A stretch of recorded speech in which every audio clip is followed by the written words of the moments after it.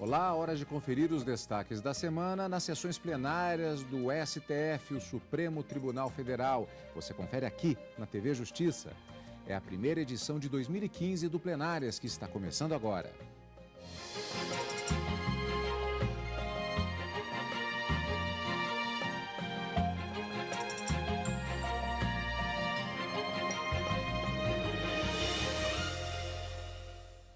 E hoje com os destaques das sessões de julgamento dos dias 4 e 5 de fevereiro de 2015 e também a sessão plenária da segunda-feira, uma sessão solene de abertura dos trabalhos do Poder Judiciário no ano de 2015. Karina, justamente uma sessão que marca solenemente a retomada dos trabalhos de todo o Poder Judiciário, embora, na verdade, durante o mês de janeiro, as atividades elas não ficam plenamente encerradas. Todo o Poder Judiciário tem como característica também um funcionamento, no caso do Supremo, por exemplo, com um plantão do presidente do STF. Esse é o caso dos tribunais superiores, não é? Ao término do ano, existe um chamado recesso forense, que vai do dia 20 até o dia 6 de janeiro, e depois aqui os tribunais superiores, o Supremo Tribunal Federal, os ministros acabam entrando de férias propriamente, mas as atividades judiciais, como você bem disse, elas não são interrompidas totalmente. As questões urgentes, não é? Casos de habeas corpus, de prisão, expedição de mandados de prisão, enfim, tudo acaba funcionando com servidores, né, a quantidade de servidores reduzida, mas sob a comando do presidente ou quem por ele designado para comandar esse plantão judiciário. E com a retomada do ano judiciário, com os trabalhos do Poder Judiciário aqui no Supremo Tribunal Federal, o próprio regimento interno prevê essa sessão solene de abertura, em que há o discurso do presidente, outras autoridades presentes, representantes dos três poderes, não é? A presidência do Supremo Tribunal Federal, a presidência da República também e os presidentes da Câmara e do Senado representando o Legislativo Federal. Há uma série de discursos nessa abertura, é uma sessão que não há julgamentos, a gente chama de sessão não jurisdicional, apenas para a instalação do ano judiciário. Os julgamentos efetivamente aconteceram na quarta e na quinta-feira desta semana e muitos recurso extraordinário e ações diretas de inconstitucionalidade foram julgadas e com resultados positivos, inclusive um tema com repercussão geral acabou, colocando fim a uma discussão de pelo menos 13.500 processos que estavam sobrestados, aguardando a decisão em um recurso extraordinário que foi decidido na quarta-feira. Vamos ver tudo na edição de hoje, então, como sempre, fatiando os temas, começando com a sessão solene que marcou a instalação do ano judiciário de 2015 no Supremo Tribunal Federal. Na sessão, representantes do Legislativo, Executivo e Judiciário estiveram presentes.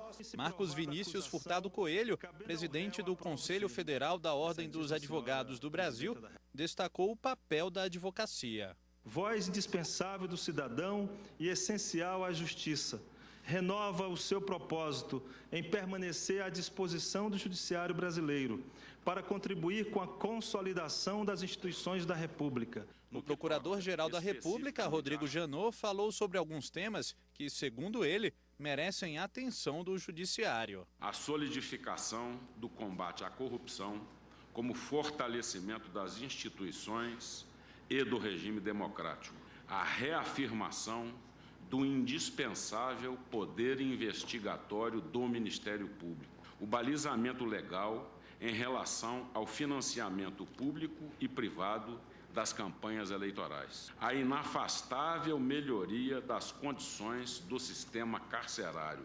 Revisitar o tema da lei da anistia em razão do julgamento do Estado brasileiro pela Corte Interamericana dos Direitos Humanos. O uso planejado do Instituto da Repercussão Geral como instrumento de celeridade e eficiência do sistema de justiça. E a necessária valorização das carreiras dos servidores do Poder Judiciário e do Ministério Público, entre outros. O presidente do Supremo Tribunal Federal, ministro Ricardo Lewandowski, ressaltou a necessidade de se discutir o Estatuto da Magistratura Nacional. O presidente falou também sobre o número de processos na Justiça. De acordo com o último relatório do Conselho Nacional de Justiça, existem cerca de 95 milhões de ações em tramitação no Brasil.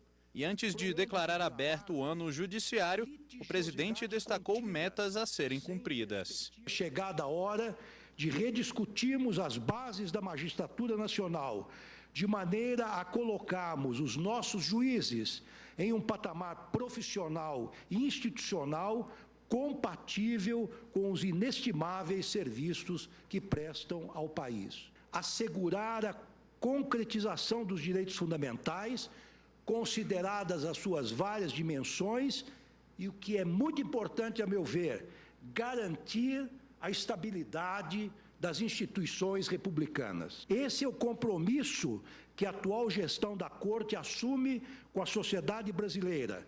Karina, é uma característica, inclusive, desta sessão solene, além, digamos assim, deste aspecto solene, como a própria palavra já diz, que marca a abertura dos trabalhos com a presença dos três poderes da República, também sempre há uma expectativa com relação exatamente aos discursos que são apresentados, inclusive do representante da Ordem dos Advogados do Brasil e também do presidente da Corte, como vimos também do Procurador-Geral da República.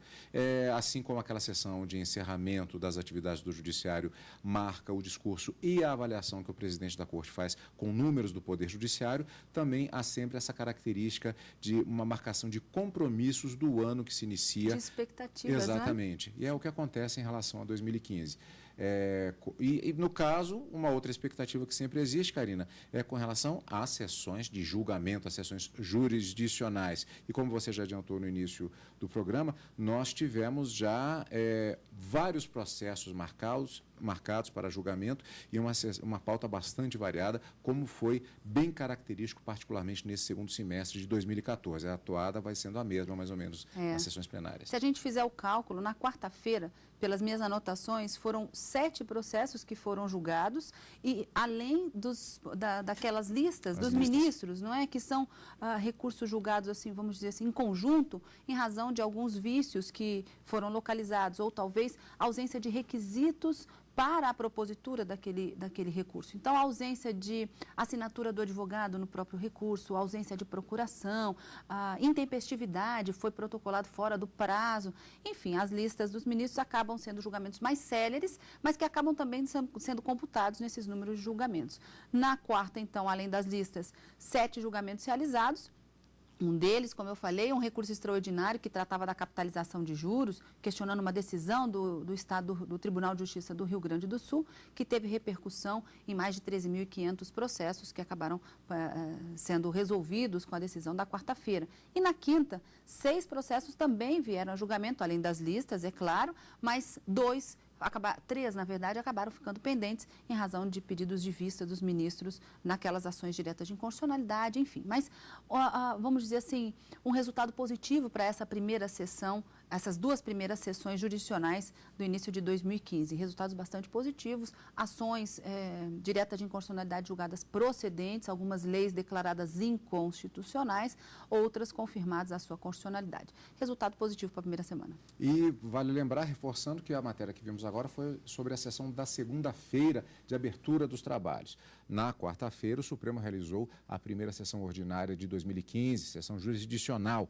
Ao todo, 7 processos, como já adiantou a Karina, foram julgados entre ações diretas de inconstitucionalidade e um recurso extraordinário, além das chamadas listas dos ministros. Vamos acompanhar na reportagem os destaques da sessão.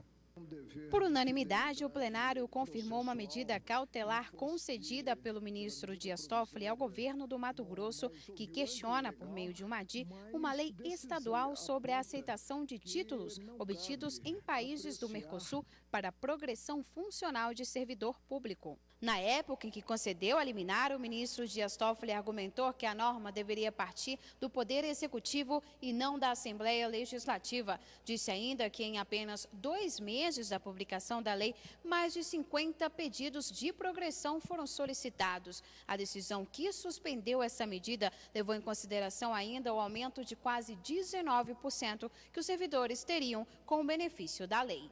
O mérito da ação direta de inconstitucionalidade ainda vai ser analisado pela Corte. Os ministros também julgaram um recurso extraordinário sobre uma medida provisória que trata da capitalização de juros no país. Aprovada em 2000 e reeditada em 2001, a MP estabeleceu que é possível cobrar juros sobre juros em períodos inferiores a 1 ano.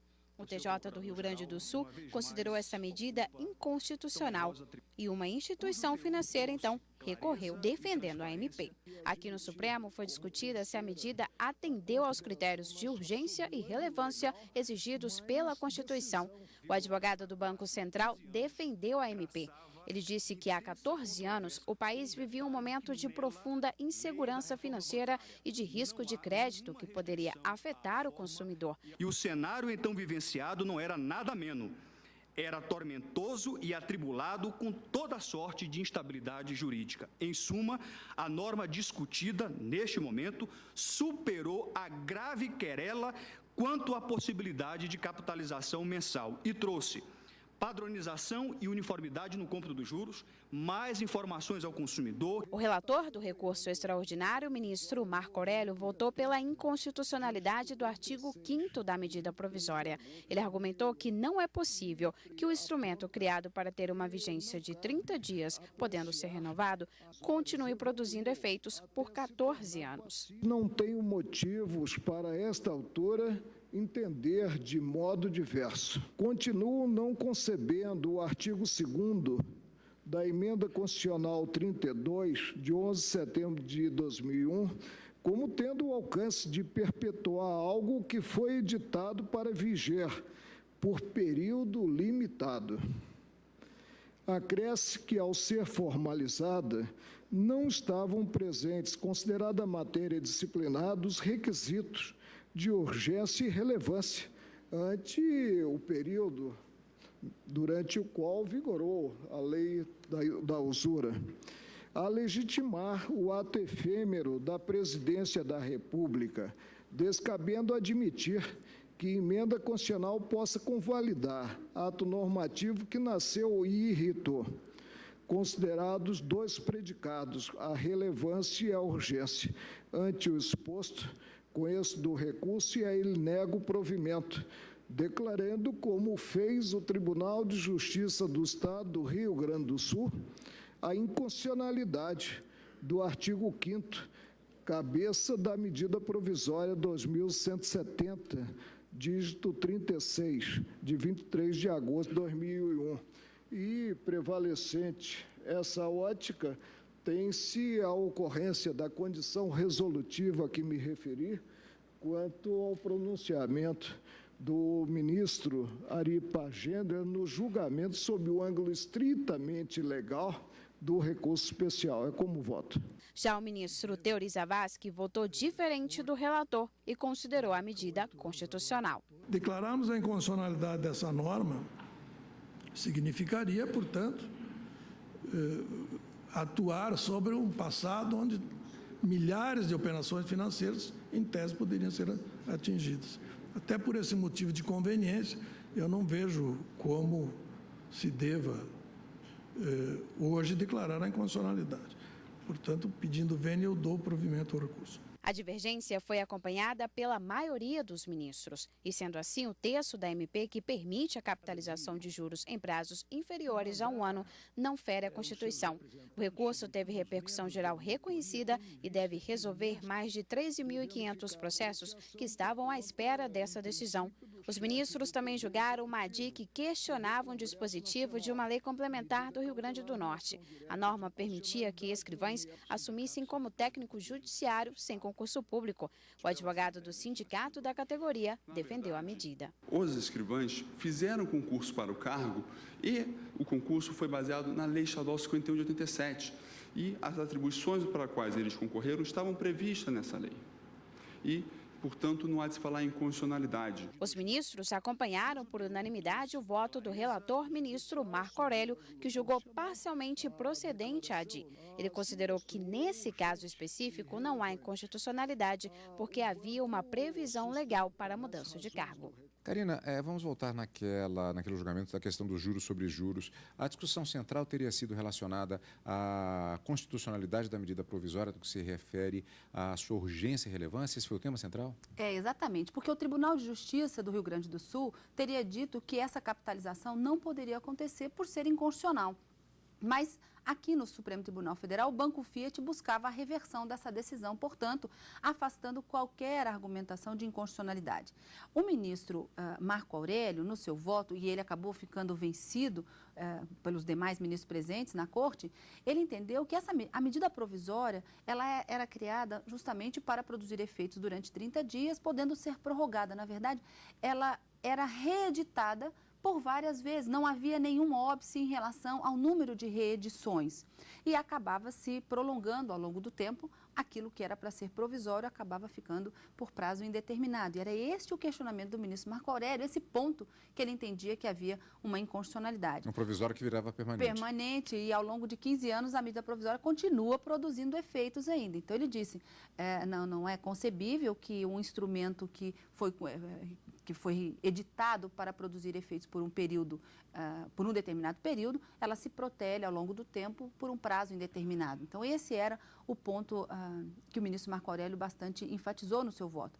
O ministro Teori Zavascki, ele refutou a argumentação de inconstitucionalidade, dizendo que não seria possível se aferir hoje o que lá no passado, há 15 anos, seria relevante e urgente para a edição dessa medida provisória. Não que o Supremo Tribunal Federal não possa entrar nessa seara, isso até foi bastante discutido, mas àquela época, e principalmente se tratando de operações do sistema financeiro, ficaria difícil avaliar hoje, na verdade, na sessão da quarta-feira, se a relevância e a urgência para a edição da medida provisória estariam presentes a ponto de declarar essa inconstitucionalidade. E ele lembrou ainda a emenda constitucional número 32 de 2001 também, na verdade ela foi, essa emenda constitucional, ela foi promulgada numa data bastante simbólica, 11 de setembro de 2001, ela modificou vários detalhes da edição da medida provisória, mas permitia que aquelas medidas provisórias editadas antes dessa data e que ainda não tinham sido convertidas em lei, portanto, elas continuassem produzindo efeitos ao longo do tempo, até que uma nova medida provisória viesse revogá-la expressamente, o que não aconteceu, ou que o Congresso Nacional deliberasse sobre o tema. Nenhum dos casos aconteceram.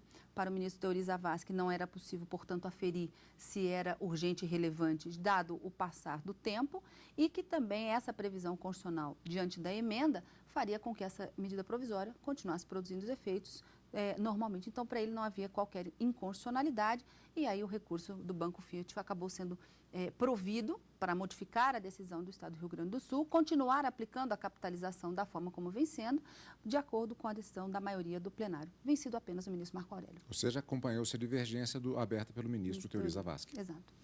Esta foi a sessão plenária da quarta-feira. Vamos conferir agora os destaques da sessão da quinta-feira, dia 5, que começou com o julgamento da ação direta de inconstitucionalidade contra o artigo da lei que dispôs sobre a criação de cargos em comissão do Grupo Direção e Assessoramento Superiores, ou famoso DAS, nos órgãos do Poder Executivo Federal. A ação foi apresentada pelo Partido Democratas. O partido alegou na ADI aumento de despesas do Poder Executivo, a falta de um parecer da Comissão Mista do Congresso na conversão em lei da medida provisória 220 de 2004 e afronta a Constituição Federal por ausência de concurso público. A relatora, a ministra Carmen Lúcia, julgou improcedente a ação por considerar que não há violação à Constituição. A criação dos cargos em comissão e das funções gratificadas não importa por si só em ofensa aos princípios do concurso público ou, como no caso alegado, da proporcionalidade. Primeiro, porque as funções de confiança só podem ser ocupadas por servidores de carreira, sendo-lhes facultada também a ocupação dos cargos em comissão, dos quais a Constituição da República determina lhes seja reservado o percentual mínimo. Também porque, como salientado na exposição de motivos 49, a criação desses cargos e funções no Ministério da Agricultura, Pecuária e Abastecimento foi precedida, aspas, de abrangente processo de consulta e de um diagnóstico de autoavaliação feito com base no modelo de excelência de gestão pública, decorrendo da necessidade de organização de sua estruturação organizacional para compatibilizá-la com as necessidades do setor produtivo. E, neste caso, vieram nas informações a demonstração de que estes cargos são exercidos em vários lugares do Brasil, para um total de mais de 11 mil cargos Estes 435 seriam os de direção e assessoramento nesse ministério e que se deslocam no Brasil exatamente para exercer essas chefias.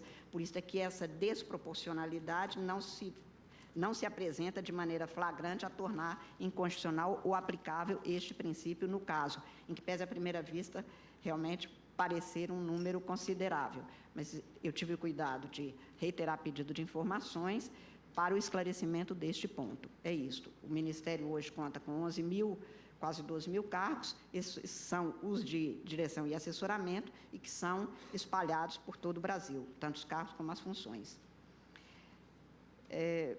Por essas razões, senhor presidente, eu estou votando no sentido de julgar improcedente a presente ação. O voto da relatora foi seguido por unanimidade pelo plenário. Os ministros também julgaram uma lei complementar do Pará que trata do regimento previdenciário de servidores civis e militares. Foi questionada a possibilidade dessa lei tratar de ambos os temas.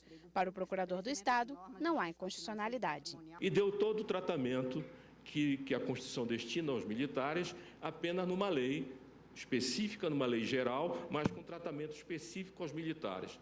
Não há nenhum prejuízo, o sistema está funcionando. No entanto, o relator da ADI, ministro Luiz Fux, ressaltou que a Constituição exige lei específica para o regime previdenciário de militares. A Constituição de 88, com as alterações promovidas pela Emenda Constitucional 18, impõe um dever de reconhecimento da situação especial dos militares em virtude das peculiaridades de suas atividades ligadas, que são a soberania nacional e a segurança pública. No meu modo de ver, se revela manifestamente procedente essa ação declaratória de inconstitucionalidade. A divergência foi aberta pelo ministro Teori Zavascki, que considerou que a norma traz elementos jurídicos diferenciados para os militares que atendem aos requisitos constitucionais. O que a Constituição está exigindo é que os militares tenham um tratamento normativo específico.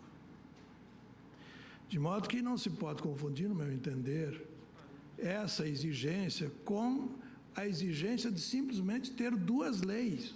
O julgamento foi suspenso após o ministro Gilmar Mendes pedir vista.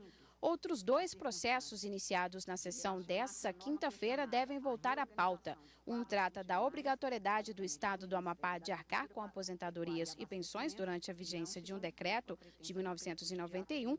O outro é sobre a legalidade do Procurador-Geral Regional indicar os integrantes do Ministério Público Estadual para atuarem na Justiça Eleitoral em caso de cargos vagos ou de impedimento de promotores de justiça. Nos 2 processos, houve pedido de vista. Durante a sessão, os ministros também julgaram inconstitucional uma lei matogrossense que previa pagamento de seguro obrigatório para famílias de militares mortos ou com invalidez permanente. Pois é, Karina, portanto, nós tivemos nessa sessão plenária mais de uma ação que abordou essa questão dos militares que foi julgada naquele processo que nós vimos na reportagem. Foi exatamente essa lei do Estado do Mato Grosso que, na verdade, ela obrigava o governo a contratar um seguro obrigatório de danos pessoais no valor de 200 vezes o salário mínimo para o servidor militar em caso de falecimento ou em caso de invalidez permanente. E aí os ministros acabaram entendendo que essa lei seria inconstitucional por 2 motivos. Vício de iniciativa, já que em se tratando de regime jurídico de servidor público, no caso de militares, e mesmo em caso de transferência para a reserva, essa matéria deveria ter iniciativa, o projeto de lei deveria ter partido do governador, do Poder Executivo e não do Legislativo. E houve essa inversão.